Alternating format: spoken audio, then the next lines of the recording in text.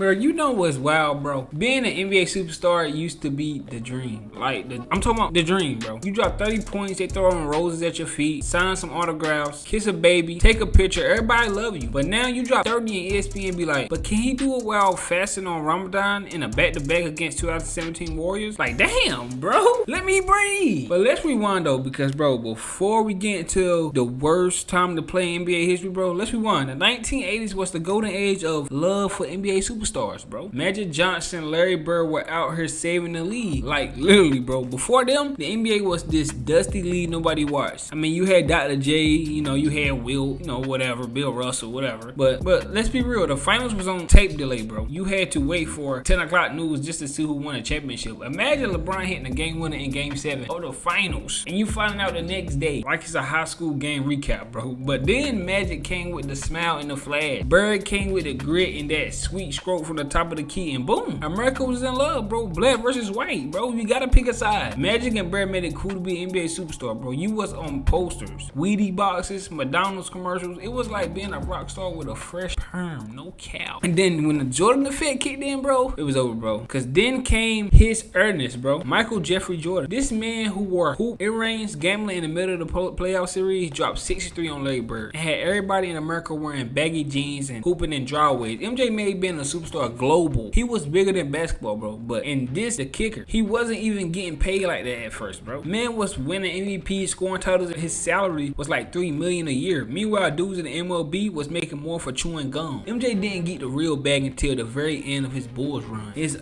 off the court money, Nike had that man in a financial chokehold early on, but hey, he was loved, like really loved, feared. People prayed for his downfall, but only when they were playing against him. And the only bad thing really about back in the day, like the 90s and the 80s, they weren't really getting paid as much like the superstars nowadays. That's what the superstars nowadays can say. They can say they get paid more. Bro, they get paid. I mean, Jordan was getting paid, but not from his contracts. Nike was paying him that. Then his Jordans and all that other stuff. And then Magic, they ain't really made that much money himself off the court. But nowadays, bro. But look, bro, let's continue, bro. Because in the early 2000s, the Kobe, Duncan, Iverson era, bro, the early 2000s, that was a sweet spot. And look, bro, if y'all want to argue with me about this stuff, bro, follow the Twitch and come and join my live, and now let's argue, bro. If y'all want to really argue about this stuff like I be doing in my comments, come to my Twitch live. It's gonna be in the link in the description, and I'm gonna see all that. We can argue, but look, let's continue, bro. The 2000s was the sweet spot, bro. That was like the NBA version of the early internet. Still wild, but full of potential. Kobe was stepping into his prime. Tim Duncan was solidly putting up Hall of Fame numbers while looking like a substitute math teacher, bro. And AI had everybody wearing headbands and tatted from wrist to elbow. You could be a superstar and keep your peace. There wasn't no first take dissecting every breath you took. Social media didn't even exist. You could drop 35 on Tuesday, go to the club Wednesday, and nobody would know unless somebody had a disposable camera. But yeah, people hate on stars, bro. But it was 24/7 hate. You got booed on the road, not on your own Instagram post. That was the last era where the love outweighed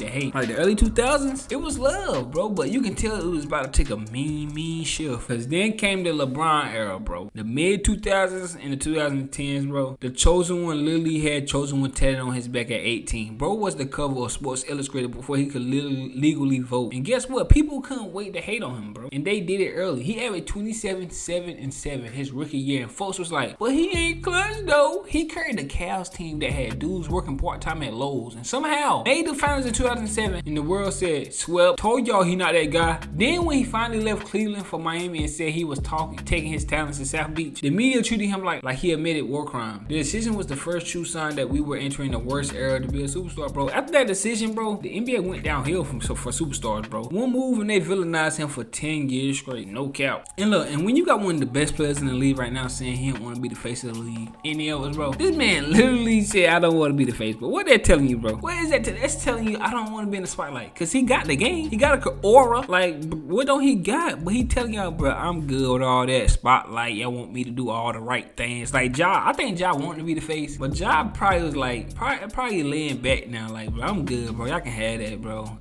Shay can have the wife and the kids and want to be, looked at as a good guy, bro. They don't want that no more, bro. Like, they don't want it. They don't want to have it. They is good. I understand. I ain't gonna count. And then here comes the social media hate era, bro. This when it gets nasty. Twitter, Instagram, Bleacher Report, comment sections, it became easier to roast NBA players than to appreciate them, bro. Players like James Harden was putting up 36 per game, and all folks wanted to talk about was he travels too much. Bro invented a whole new step, and people act like he robbed them personally, bro. Like, real talk, bro. Kevin Durant left OKC and joined the Warriors and was immediately labeled a cupcake, an MVP, two-time Finals MVP, and one of the greatest scorers of all time. But people was like, he needed Steph to win. Like, winning ain't the whole point. Make it make sense, bro. Kyrie dropped the game winner in Game 7 of the Finals against 73-9 Warriors. And years later, people only mention the flat earth stuff. Jokic wins 2 MVPs, and folks still call him boring like he a 7-foot magician. Nowadays, it's tough out here, bro. Now they calling Shai the foul merchant. Like, bro, what are you gonna do, bro? Like, the modern day superstars are like public punching bags, bro. Like, it's actually sad. You can't even have a breakout season without somebody calling you overrated. Shai, talk about Shai. Literally just took OKC from tanking to the title contention, and all of a sudden he's a foul merchant, bro. Like, huh? Man been getting buckets since he was 19, and he ever dropped 40, and he got to do it against a real team. Luka Dončić lead the league in scoring, and they say he cries too much. Like, damn, what do you want from him? You want to be a superstar in this era, bro? You better have therapy, PR team, a burner account, and allergic to social media, because the fans will love you until you slip. And it's memes, debates, TikToks with 14-year-olds saying you ain't got that dog in you, bro. A 14-year-old, 15-year-old telling you ain't got that dog, my guy. Bro, LeBron got booed at his own son's high school game. Kevin Durant responds to trolls daily on Twitter. Like, Kyrie been labeled a locker room cancer even when he's not playing. Joel Embiid wins MVP and people act like he stole from Joe, bro. Like, Zion gets caught up with some woman online suddenly he's a bust, even though he averages 27 on 60% when he's healthy. Like, I understand he get caught up with the women. When he on the court, he's